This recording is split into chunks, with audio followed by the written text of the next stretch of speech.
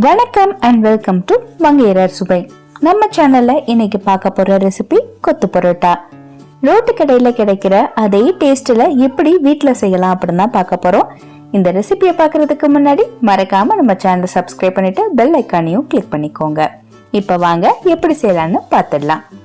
இந்த மாதிரி ஒரு தோசைக்கல் வச்சுட்டு அதுல 2 டேபிள் ஸ்பூன் அளவு எண்ணெய் சேர்த்துக்கோங்க.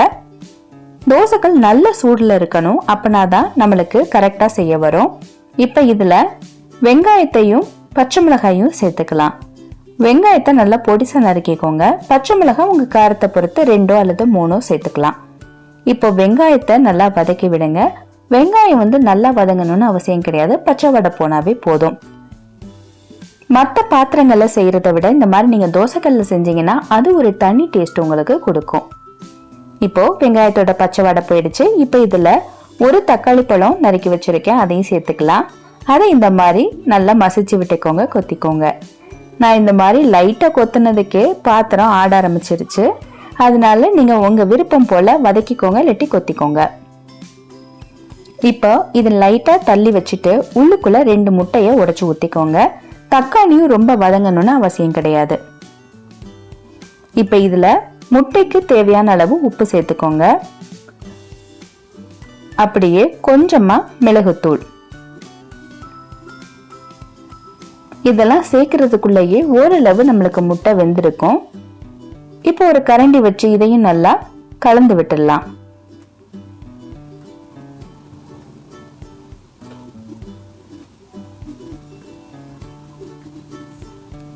கல்லை நல்லா சூடா வச்சுக்கோங்க.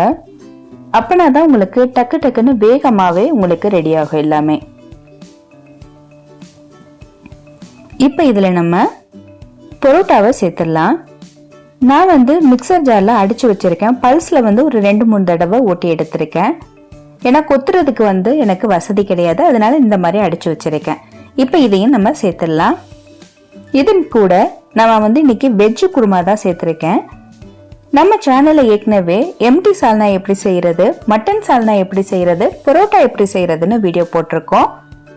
அதனுடைய லிங்கை நான் டிஸ்கிரிப்ஷன் பாக்ஸ்ல கொடுக்கறேன், விருப்பப்படுறவங்க போய் பார்த்துக்கோங்க.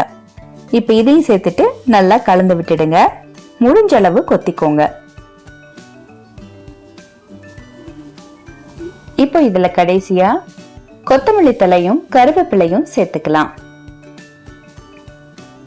அதையும் சேர்த்துட்டு ஒரு முறை கலந்து விட்டுக்கோங்க, அப்படி இல்லைன்னா கொத்திக்கோங்க. அவ்வளவுதான், நம்மளுடைய சூப்பரான கொத்து பரோட்டா வீட்லயே தயாராயிடுச்சு. நீங்களும் ட்ரை பண்ணி பார்த்துட்டு எப்படி இருந்துச்சுன்னு உங்க கமெண்ட்ஸ் எனக்கு போஸ்ட் பண்ணுங்க. இந்த வீடியோ பிடிச்சிருந்தா உங்க ஃப்ரெண்ட்ஸுக்கும் இந்த வீடியோவை ஷேர் பண்ணிக்கோங்க. மறக்காம மங்கையர் அரசுவையை சப்ஸ்கிரைப் பண்ணிடுங்க. நன்றி, வணக்கம்.